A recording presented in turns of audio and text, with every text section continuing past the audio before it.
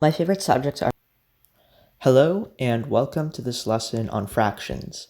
My name is Ritik and I am a senior at Los Altos High School. My favorite subjects are math, computer science, and chemistry. So to begin, let's say you have one pizza that is not sliced and there are 8 people. How would you make sure that everyone gets the same amount of pizza? Well, as you know, if we cut the pizza into 8 slices that are all the same size, each person can get 1 slice, and it would be fair. Essentially, each person will be getting 1 part out of the 8 parts. This relates to fractions because fractions are basically used to show a part of something. So in our example, if each person gets 1 part out of 8 parts, we use a fraction to say that it got 1 over 8. Now, this might still be confusing, so let's talk more about what fractions are. Fractions are a way of representing numbers. Although fractions are technically numbers that come in between any other numbers, for now, we will be talking about fractions in between 0 and 1. So you see, there are many numbers that are in between 0 and 1. Some examples are 1 over 4, 2 over 4, and 3 over 4. There's also 1 over 2, which you may recognize as 1/2. And these are all fractions, since they're greater than 0, but less than 1. Now, you may wonder how this is possible. Well, one way we can think about it is by using money. We know that someone can have a $1 bill, but on the other hand, they can also have no money, or $0. With coins though, we can have money in between $0 and $1. There are pennies, nickels, dimes, and quarters. Pennies are worth 1 cent, and we need 100 of them to make $1. So essentially, 1 penny is 1 part of the 100 pennies we need. Dimes are 10 cents, and we need 100 of them to make $1. So 1 dime is 1 part of the 10 dimes we need to make $1. A quarter, on the other hand, is worth 25 cents, and we need 4 of them to make $1.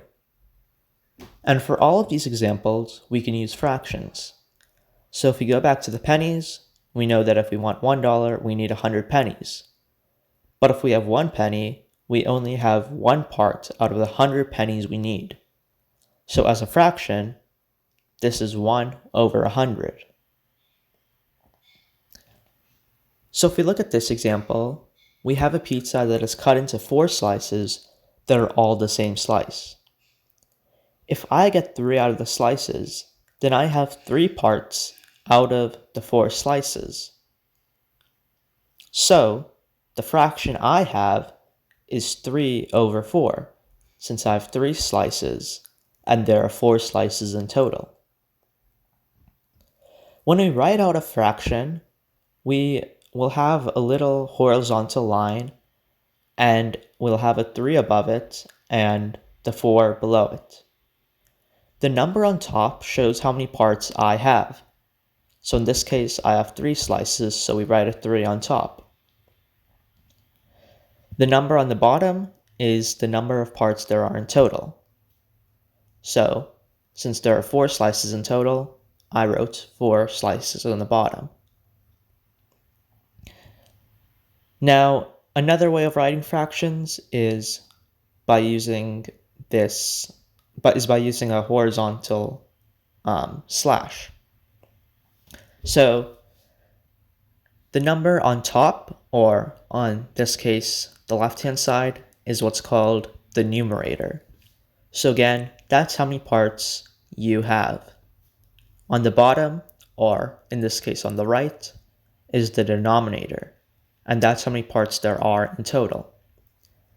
An easy way of remembering which one is the numerator and which one is the denominator is by remembering that the denominator is down, so it's on the bottom. So One use of fractions is, let's say I had cut a piece of paper into four, and I kept one piece and gave my friend three of the other pieces. So as you know, I have 1 over 4 of the paper. However, if my friend gives me one piece of paper, and I glue my piece and his piece together, I now have 2 out of the 4 pieces of paper. So in other words, I have 2 over 4 as the fraction, since I had one originally, and my friend gave me another one. I have 2 pieces of paper, and there are 4 in total, so it's 2 over 4. So when we add for two fractions, we simply take the two numerators, which, as I said before, are the numbers at the top, and add them together. The denominator stays the same. So if I had 2 parts out of the 5 parts, and I got 2 more, I now have 4 over 5. And as you can see, the numerators just add together, so it's 2 plus 2, which is 4, and the 5 stays the same.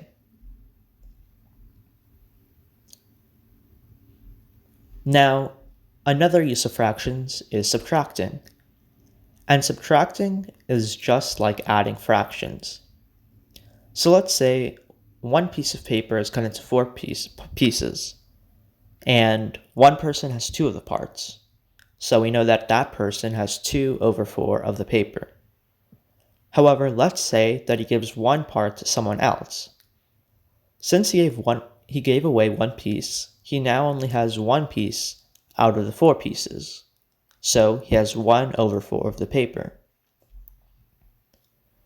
So like I said, subtracting fractions is just like adding fractions. We subtract the numerators and keep the denominator the same.